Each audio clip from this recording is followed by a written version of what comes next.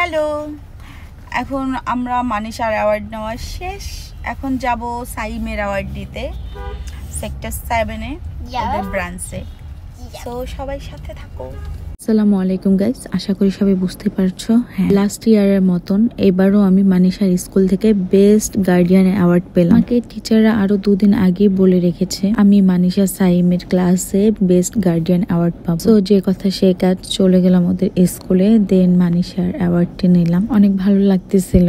আর guys বুঝতে পারতেছো মানিশার অনেক মন খারাপ, বিকজ আমার রুমের দরজায় চিপায় মানিশার হাত পড়ে। লাইজু দরজা আটকে দেয়, ওর হাত খেয়াল করে না, অনেক ব্যথা পায় মেয়েটা আমার। এর জন্য মানিশার অনেক মন খারাপ ছিল। হোয়াটএভার, মানিশার অ্যাওয়ার্ডটি আমি পেয়ে যাই মানিশার স্কুল থেকে, আর সাইমের অ্যাওয়ার্ডটি দেওয়া হয় ওদের অন্য ব্রাঞ্চ থেকে। মানিশা একটু ছবি তুললো, ভিডিও করলো। এখন আমরা সাইমের অ্যাওয়ার্ড নেওয়ার জন্য আমরা অন্য ব্রাঞ্চে যাব। দেন আমরা সেক্টর 7 ব্রাঞ্চে চলে আসলাম সাইমের অ্যাওয়ার্ড নেওয়ার জন্য। এখানে সাইমের অনেক ফ্রেন্ড ছিল। দেন দেখলাম মানিশা অনেক হ্যাপি, এখানে একা একা ঘুরতেছে, ডান্স করতেছে, গান গাচ্ছে। আমার লিপস্টিক পাগলি মেয়েটা কি লিপস্টিক দিয়ে ভূত হয়ে গেছে। প্রত্যেকটা ব্রাঞ্চই অনেক সুন্দর। যে বড় কথা, সাইম মানিশার স্কুলের টিচার সিস্টার অনেক সাপোর্ট দেয়, অনেক।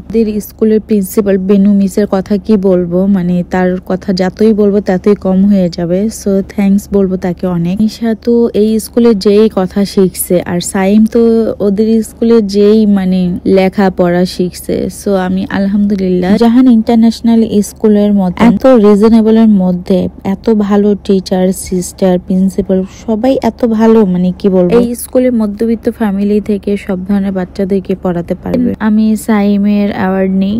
এই হচ্ছে বেস্ট গার্ডিয়ান অ্যাওয়ার্ড। সাইম মানিশার জন্য আমি 2টা অ্যাওয়ার্ড পেয়েছি। Thank you Saim Manisha. Then Saim মানিশাকে নিয়ে একটু কেএফসিতে গেলাম। ওদের অনেকদিন বাহিরে নিয়ে যাই না। আমি হয়তো বাহিরে খাবার বাসায় নিয়ে আসি, বাট বাহিরে যে ওদের বসে খাওয়া হয় না। ভাবলাম আজকে ওদেরকে নিয়ে একটু ঘোরাফেরা করি আর একসাথে বসে খাবো। সাইম মানিশা আমি খাবার অর্ডার দিলাম, খেলাম। আর এখানে সাইম মানিশা অনেক খেলাধুলা করছে, ওদের নাকি অনেক ভালো লাগতেছিল। আর যেহেতু দুপুর টাইম ছিল, তেমন ভাবে কোনো মানুষের ছিল না। আর যেটা এখানে তো সন্ধ্যার দিকে প্রচুর ভিড় হয়। বরাবরের মতো কেএফসির আমি এই লাভার, আর এখানে আমি অনেক বড় একটা কাস্টমার। আমাকে সবাই চিনে, বিকজ আমি প্রতি সপ্তাহে না হলেও 3 দিন কেএফসি খাওয়াই হয়। দেন আমরা একটু ভিডিও বানালাম, মানিশা সাইম একটু খেলাধুলা করলো, এর মধ্যে আমাদের খাবার চলে আসলো। রান্না বান্না কিছুই যে পারো না, এটা বিয়ের আগে বল নাই কেন? আপনাকে সারপ্রাইজ দিব বলে।